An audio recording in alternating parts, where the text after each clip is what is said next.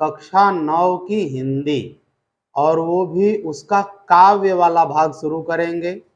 पहला पाठ है कबीरदास जी का, साखी नाम से लगा हुआ है। आप लोगों को ये पता होना चाहिए कि कबीरदास जी की 3 पुस्तकें मानी जाती हैं, साखी, सबद, रामायणी, जिनको बीजक नाम से संगठित किया गया है, एकत्रित किया गया है। बीजक में तीनों रचनाएं आ जाती हैं। कहा जाए कि बीजक नाम बताओ, बीजक क्या है, तो आप कहें कि बीजक में कबीरदास जी की सारी रचनाएं हैं, साखी, सबद और रामायणी। तो उसमें से साखी लगा हुआ है आपके इस पाठ्यक्रम में। पहला जो दोहा है हम लोग वो शुरू करते हैं और अर्थ जानते हैं। यदि आप किसी भी कविता का, किसी भी दोहे का अर्थ जानते हैं तो फिर आप हर प्रश्न कर लेंगे। इसलिए पहले आपको उस कविता का, उस दोहे का अर्थ आना चाहिए। चलिए शुरू करते हैं। सतगुरु हम सूरीझ करी, एक कहिया प्रसंग, बरस्या बादल प्रेम का, भीज गया सब अंग कबीरा, भीज गया सब अंग। क्या कहते हैं कबीर कि सतगुरु हमसू रीझ करी। सतगुरु माने मेरे सच्चे गुरु, हमसू हमारे ऊपर, रीझ करी प्रसन्न हो करके, रीझ करी अर्थात प्रसन्न हो करके, एक कहिया प्रसंग, प्रसंग माने बात, उन्होंने केवल एक बात मुझे बताई। और क्या हुआ? बरस्या बादल प्रेम का, प्रेम का बादल मेरे ऊपर बरसा और मेरा सारा अंग भीज गया, सब अंग, मेरा सारा अंग क्या हो गया? भीज गया।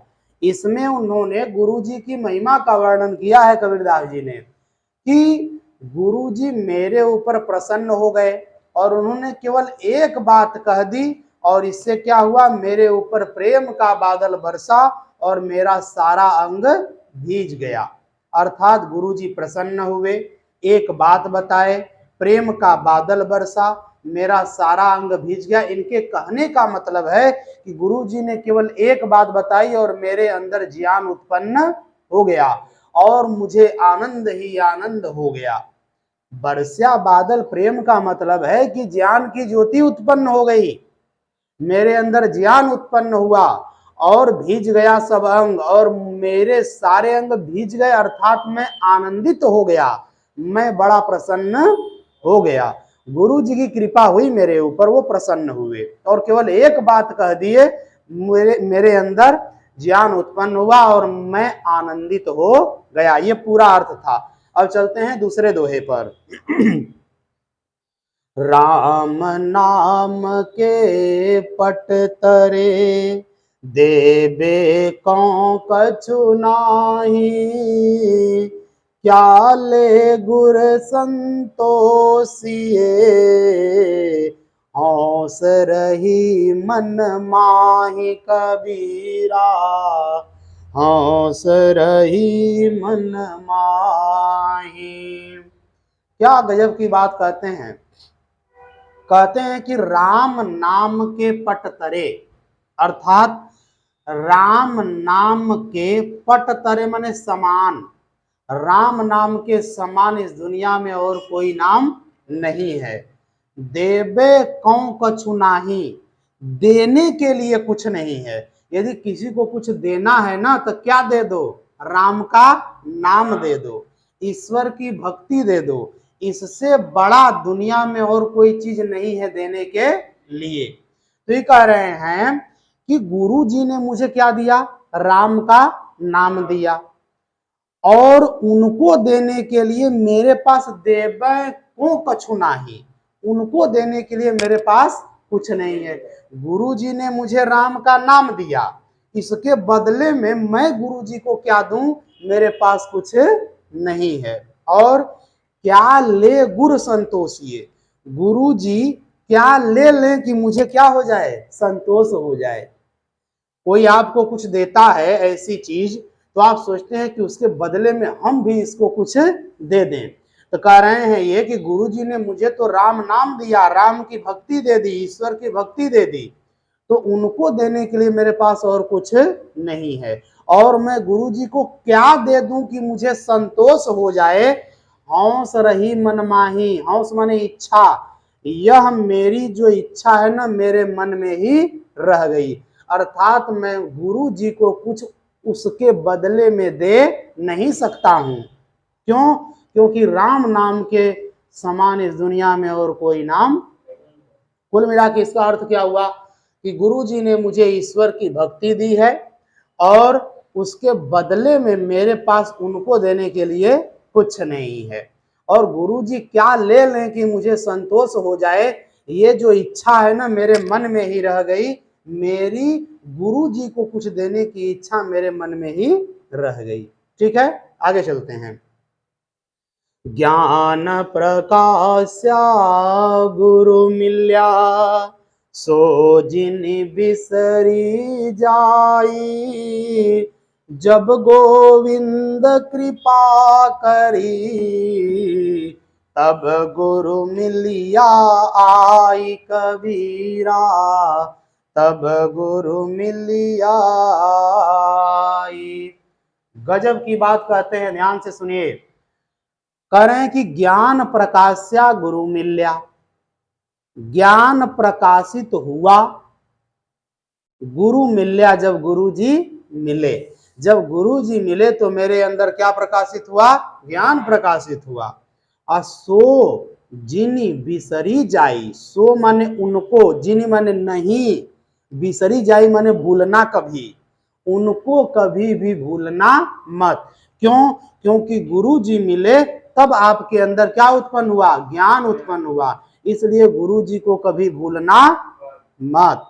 और जब गोविंद कृपा करी, जब गोविंद कृपा किए, भगवान, जब गोविंद माने भगवान, जब भगवान कृपा किए तब गुरु मिलने आई, तब जाकर के गुरु जी हमको मिले। ध्यान दीजिए, भगवान कृपा किए तब गुरु जी हमको मिले, और गुरु जी मिले तो हमको, हमारे अंदर ज्ञान का प्रकाश हुआ। इसलिए गुरु जी को कभी भूलना मत। क्यों? क्योंकि गुरु जी कब मिले? जब भगवान की कृपा हुई। भगवान की जब कृपा होती है और उनके कृपा होने के बाद जब आपको कोई चीज मिलती है तो उस चीज को कभी भी छोड़ना या भूलना नहीं चाहिए। इसलिए गुरु जी को कभी भूलना मत। ये कह रहे हैं कौन? कबीरदास जी। आगे चलिए। माया दीपक नर पतंग, भ्रमि भ्रमि इवै पड़ंत। कहे कबीर गुर ज्ञान तैं, एक आध उबरंत कबीरा, एक आध उबरंत। क्या कहते हैं कबीरदास जी? कि माया दीपक नर पतंग, इस संसार की जो मोह माया है वह क्या है? एक दीपक के समान है। और नर पतंग, और ये जो मनुष्य है वह पतंगे, फतिंगे के समान है। पतंग माने कीड़े मकोड़े। और भ्रमी भ्रमी मई पड़न, भ्रमी भ्रमी घूम घूम करके, भ्रमी भ्रमी माने घूम घूम करके, इवई पड़ंत, यहीं बार बार आके गिर जाता है। जैसे बारिश के मौसम में आप लोग देखे होंगे कि कोई दीपक जल रहा हो तो उसके आसपास बहुत से कीड़े मकोड़े फतिंगे आकर के मडराने लगते हैं और वहीं बार बार आके गिरते हैं, मरते हैं, फिर भी वहीं पर मडराते रहते हैं, है कि नहीं? उसी प्रकार मनुष्य हो गया है। इस दुनिया के माया रूपी दीपक के चारों तरफ मडरा मडरा के बार बार आता है, गिरता है, मरता है, पैदा होता है। आया, इसी मोह माया में फंस के मर गया, फिर पैदा हुआ, फिर इसी मोह माया में फंस जाता है। तो यह मनुष्य कैसा बन गया है? कीड़े मकोड़ों के समान बन गया है। और इस दुनिया की मोह माया क्या है? दीपक के समान है। ठीक है, आगे। कहें कबीर गुर ज्ञान थे, कबीरदास जी कह रहे हैं कि कहें कबीर, अरे सुनो, कबीर कहता है क्या? कि गुर ज्ञान तैं, गुरु के ज्ञान से, गुरु ज्ञान तय माने गुरु के ज्ञान से एक आध उबरन। अरे इस दुनिया में एकाध लोग ही होते हैं जो उबर जाते हैं, इस दुनिया की मोह माया से छूट जाते हैं, जन्म मरण के बंधन से छूट जाते हैं। और किसकी कृपा होती है? गुरु की कृपा होती है। अरे गुरु जी जब आपको ज्ञान देते हैं तो उनकी कृपा जब हो जाती है तो उनके ज्ञान से एकाध लोग ही संसार की मोह माया से छूटते हैं, नहीं तो बाकी सब लोग तो क्या हैं, इसी मोह माया में पड़ करके फतिंगे के समान इधर उधर मंडराते रहते हैं। ठीक है ना, आगे चलते हैं। जब मैं था तब गुरु नहीं, अब गुरु हैं हम नाही, प्रेम गली अति साकरी, तामे दो न समाही कबीरा, तामे दो न समाही। क्या कहते हैं कबीर कि जब मैं था तब गुरु नहीं। जब मैं था, मेरे अंदर मैं माने घमंड, मैं माने मेरे अंदर जब घमंड था तब गुरु नहीं, तब मैं गुरु जी को कुछ भी समझता। व्यक्ति के पास जब घमंड होता है तो वह किसी को कुछ नहीं समझता है। करें कि जब मेरे अंदर मैं था, घमंड था, तब गुरु जी को मैं कुछ भी समझता नहीं था। लेकिन अब क्या हो गया, अब गुरु हैं हम नहीं। लेकिन जब मुझे ज्ञान हुआ तब मुझे पता चला कि अरे जो कुछ है वो तो गुरु जी हैं, मैं तो कुछ भी नहीं हूं। क्यों? क्योंकि प्रेम गली अति सांकरी, जो प्रेम की गली है ना वो बड़ी सकरी है, सकरी माने पतली है। तामे दो न समाही, उसमें दो लोग समा नहीं सकते हैं। यदि आप गुरु के पास गए हैं तो आप अपने मैं को छोड़ दीजिए, क्योंकि मैं को लेके जाएंगे तो एक उधर गुरु हैं और एक इधर आप हैं, कितने लोग हो गए? दो लोग। तो तामे दो न समाही, उस प्रेम की गली में दो लोग समा नहीं सकते हैं। इसलिए आप अपने मैं को भूल जाइए, आप केवल ये मानिए कि जो है वो मेरे गुरु जी हैं, तो आप अकेले हो जाएंगे। और प्रेम की गली इतनी पतली है कि उसमें एक होके जाना चाहिए, दो होके नहीं जाना चाहिए। सोचिए कबीर क्या कहते हैं, है कि नहीं? तो ये समझ में आ गया दोहा। इस पूरे दोहे का अर्थ ये है कि कबीर कहते हैं कि जब मेरे अंदर घमंड था, मैं था, तो मैं गुरु जी को कुछ नहीं समझता था। लेकिन जब ज्ञान हुआ मेरे अंदर तब मुझे पता चला कि सब कुछ तो गुरु जी हैं, मैं तो कुछ भी नहीं हूं। और प्रेम की जो गली है वह बड़ी संकरी है। अगर आपको उसमें जाना है तो आप एक होके जाइए, दो होके मत जाइए। दो मिलिए और मिलके क्या हो जाइए? एक होके जाइए, तब आपको उसमें प्रवेश, एंट्री मिलेगा, नहीं तो उसमें आपको प्रवेश मिलने वाला नहीं है। आगे चलते हैं। भक्ति भजन हरि नाम है, दूजा दुख पार, मनसा वाचा कर्मणा, कबीर सुमिरन सार कबीरा, कबीर सुमिरन सार। क्या कहते हैं कबीर कि भक्ति भजन हरि नाम है, अर्थात जो भक्ति भजन है, हरि नाम, भगवान की जो भक्ति और भजन है वही आपकी क्या है? नाव है। दूजा दुख अपार, और बाकी ये दुनिया तो क्या है? दुख अपार है। अर्थात ये कह रहे हैं कि ये पूरी दुनिया एक दुख का सागर है, और इस सागर को पार करना है तो आपको नाव लेनी पड़ेगी। तो कौन सी नाव? तो कह रहे हैं कि भक्ति भजन हरि नाव, भगवान की भक्ति रूपी, भजन रूपी आपको क्या लेनी पड़ेगी? नाव लेनी पड़ेगी। तब आप इस दुनिया के दुख रूपी सागर से क्या हो जाएंगे? पार हो जाएंगे। अन्यथा यदि आप भगवान की भक्ति रूपी, भजन रूपी नाव नहीं लिए तो फिर आप इसी दुनिया में क्या रहेंगे? डूबते रहेंगे, दुनिया के दुख सागर में डूबते रहेंगे। और क्या है मनसा वाचा कर्मणा, मनसा मन से, कर्मणा कर्म से, और वाचा वाणी से, तीनों से। कबीर है कबीर, सुमिरन सार, सुमिरन किया करो, यही सार है। सार माने यही पूरा निचोड़ है, यही पूरा अर्थ है मेरे कहने का मतलब। क्या कि देखो, मन से, कर्म से और वचन से, तीनों से सुमिरन किया करो, यही मेरे कहने का सार है, निचोड़ है, पूरा का पूरा अर्थ है।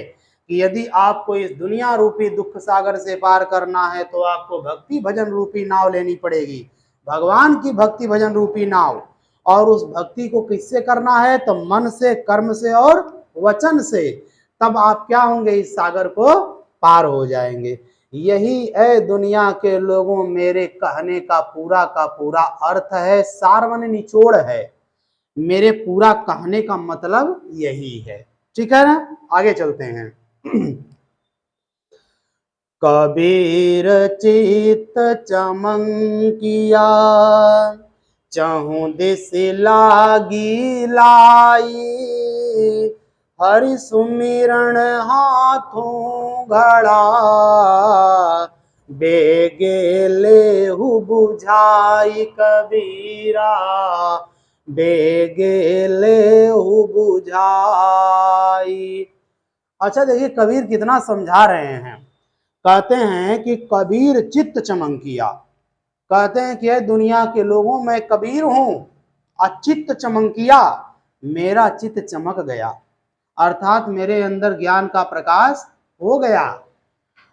चहु दिसी लागी लाई, अरे देखो मेरे चित्त में ज्ञान का प्रकाश हो गया, तो मैं तुमको बता रहा हूं कि चहु दिसी, चारों दिशाओं में, लागी लाई, आग लगी हुई है। लागी माने लगी हुई है, लाई माने आग। अरे दुनिया के लोगों सुनो, मेरे चित्त में ज्ञान हो गया है, मैं तुम्हें बता रहा हूं कि चारों तरफ इस दुनिया में आग ही आग लगी हुई है। किस चीज की? छल की, कपट की, ईर्ष्या, द्वेष, जलन, बेईमानी, इन सब की क्या लगी हुई है? आग लगी हुई है। मोह माया ये चारों तरफ फैली हुई हैं। और हरि सुमिरन हाथू घड़ा, हरि सुमिरन, हरि की भक्ति रूपी घड़ा आपके, हाँ हरि सुमिरन, भगवान का सुमिरन रूपी घड़ा, बर्तन, हाथों आपके हाथ में है लोगों। बेगे लेहु बुझाई, बेगे माने दौड़ करके, अरे जल्दी जल्दी, लेहु बुझाई, जाओ जाओ दुनिया की आग को क्या करो? बुझा दो। क्यों? क्योंकि इस दुनिया में ईर्ष्या, द्वेष, छल, कपट, नफरत, जलन, बेईमानी, मोह माया की आग लगी हुई है। ऐ दुनिया के लोगों, मुझे थोड़ा सा ज्ञान हुआ है, मैं तुम्हें बता रहा हूं कि भगवान की भक्ति रूपी घड़ा है तुम्हारे हाथों में, लो इस घड़े से इस दुनिया की आग को क्या करो? बुझा लो। ठीक है ना? आगे चलते हैं। अंसड़िया झाई पड़ी, पंथ निहारी निहारी, जी भड़िया छाला पड़या, राम पुकारी पुकारी कबीरा, राम पुकारी पुकारी। क्या कहते हैं कि अंसड़ियां झाई पड़ी, अंसड़ियां माने आंख, आंखों के नीचे झाई पड़ गई, गड्ढे पड़ गए, काला काला हो गया। पंथ निहारी निहारी, पंथ माने रास्ता, निहारी माने देखते देखते। अरे भगवान आपका रास्ता देखते देखते आंखें क्या हो गई? मुरझा गई, आंखों के नीचे काला पड़ गया, झाई पड़ गई। और जिम बढ़िया छाला पड़या, और जीभ पर छाला पड़ गया। कैसे? राम पुकारी पुकारी, राम पुकारते पुकारते जीभ पर छाला पड़ गया, और राह देखते देखते आंखें पथरा गई, झाई पड़ गई, लेकिन फिर भी भगवान के दर्शन नहीं हुए। ये कबीर कह रहे हैं। ठीक है, आगे चलते हैं। झूठे सुख को सुख कहें, मानत है मन मोद। जगत चबै ना काल का, कछु मुख में कछु गोद कबीरा, कछु मुख में कछु गोद। क्या कह रहे हैं? झूठे सुख को सुख कहें। ये जो दुनिया के लोग हैं, दुनिया के सुख को ही कहते हैं कि यही सुख है, जबकि दुनिया का सुख क्या है? झूठा है। एक न एक दिन यह सुख क्या हो जाएगा? खत्म हो जाएगा। अरे भगवान की भक्ति रूपी जो सुख है वो हमेशा रहने वाला है, लेकिन ये जो दुनिया के सुख हैं ये क्या हैं? झूठे हैं, ये हमेशा रहने वाले नहीं हैं।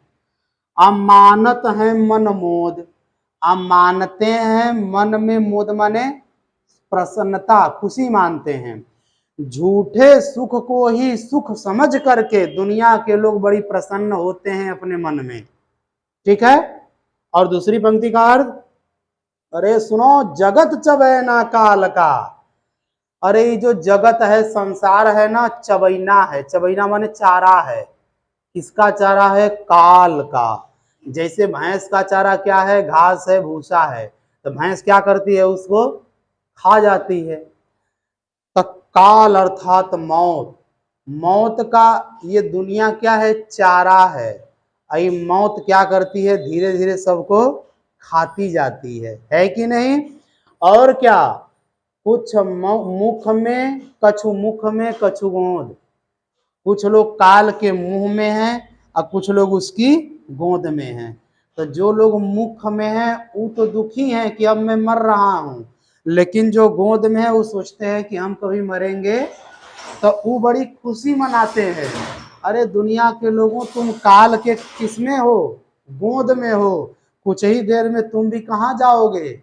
मुंह में जाओगे, फिर दूसरे गोद में आएंगे, वो मुंह में जाएंगे, फिर तीसरे गोद में आएंगे। इसलिए है दुनिया के लोगों, दुनिया के सुख को तुम सच्चा सुख समझते हो और मन में बड़ी प्रसन्न होते हो। तो सुनो, यह दुनिया जो है चारा है। किसका? काल का। और यह काल किसी को मुख में लिए हुए है और किसी को अपने गोद में लिए हुए। सबकी बारी आने वाली है। आगे चलें, चलिए। जब मैं था तब हरि नहीं, अब हरि है मैं नाही। सब अंधियारा मिट गया, जब दीपक देखा माही कबीरा।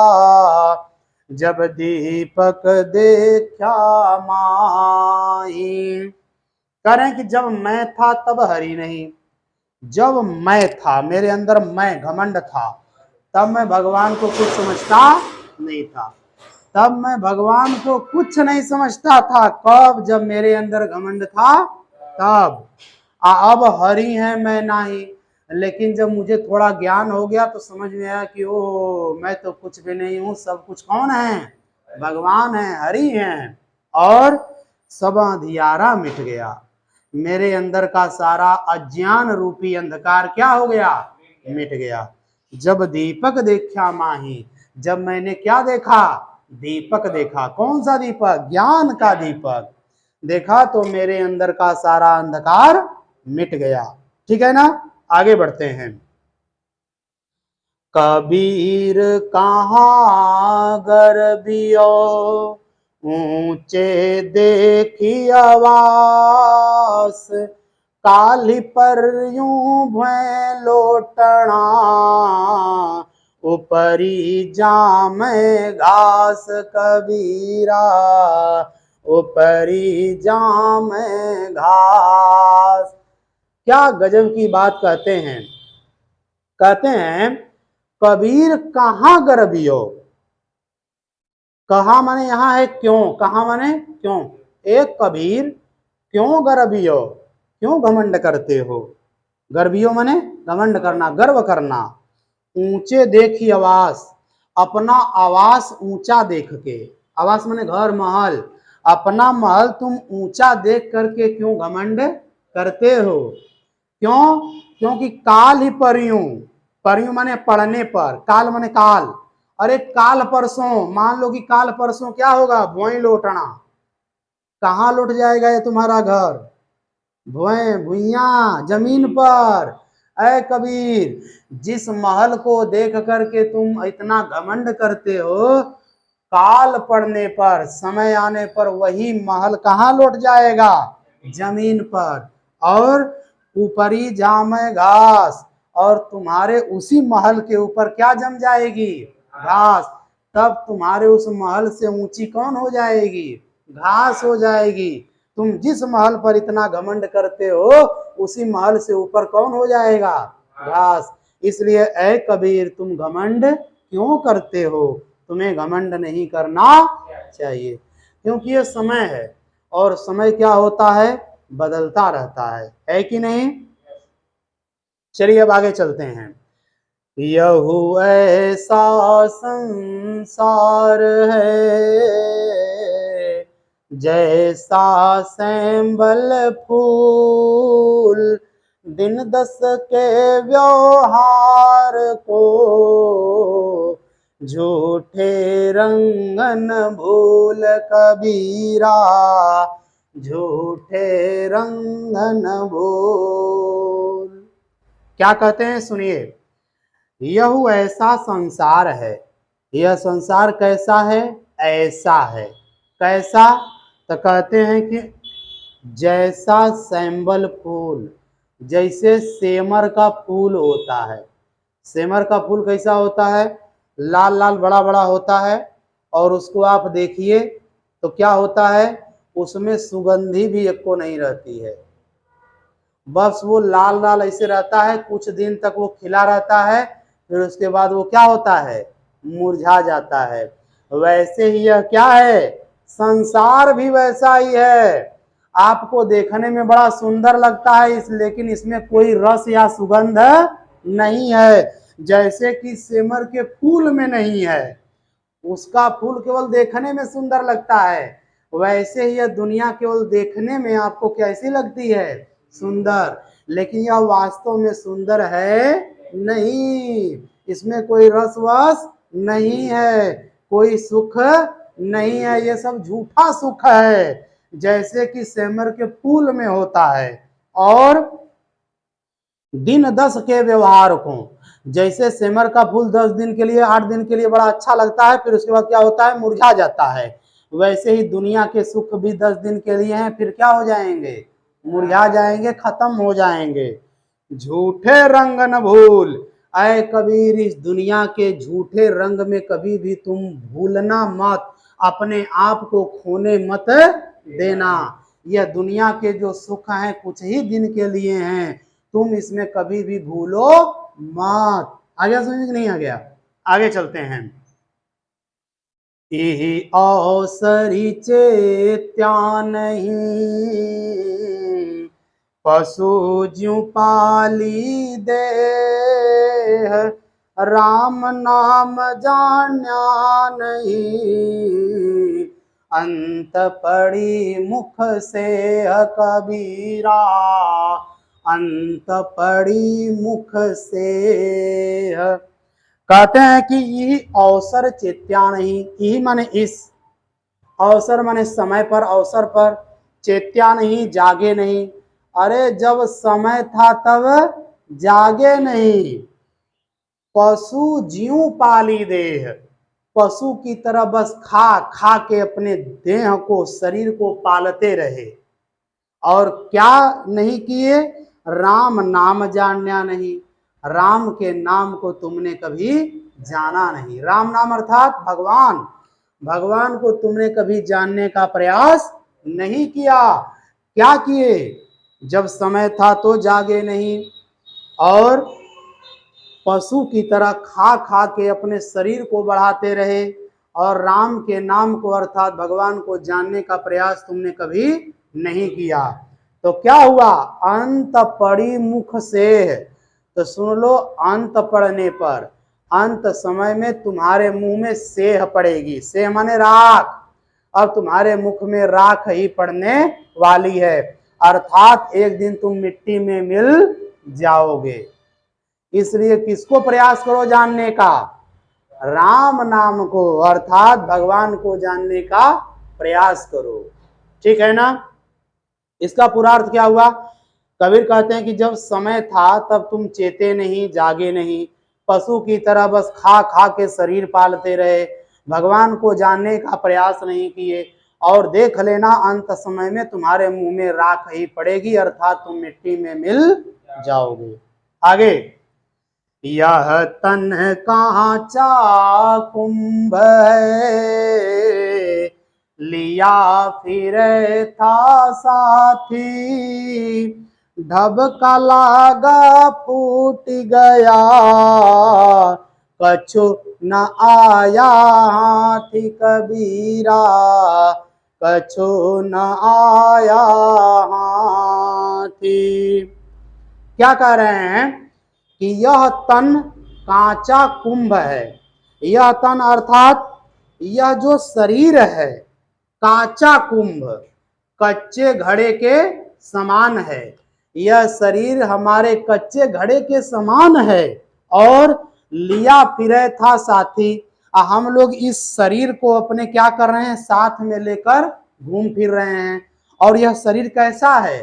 तो कह रहे हैं कांचा कुंभ, जैसे कच्चा घड़ा होता है, कुंभ माने घड़ा, कांचा माने कच्चा, जैसे कच्चा घड़ा होता है वैसे हमारा यह तन है, हमारा शरीर है। हम लोग क्या कर रहे हैं? इसको साथ में लेकर यहाँ वहां फिर रहे हैं, घूम रहे हैं।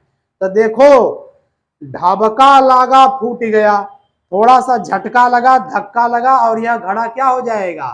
फूट जाएगा। जैसे कच्चे घड़े को थोड़ा सा झटका लगता है, धक्का लगता है, तो घड़ा क्या होता है? फूट जाता है। वैसे ही हमारा शरीर भी है, थोड़ा सा धक्का लगेगा और फूट जाएगा। और क्या होगा?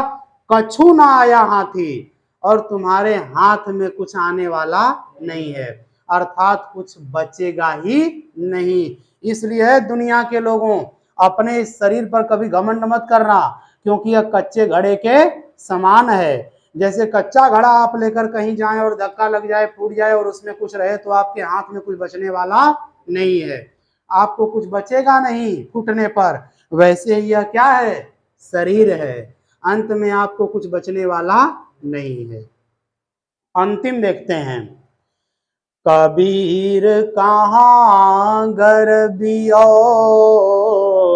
देही देखी सुरंग, बिछड़िया मिलबो नहीं, ज्यों का चली भुवंग कबीरा, ज्यों का चली भुजंग।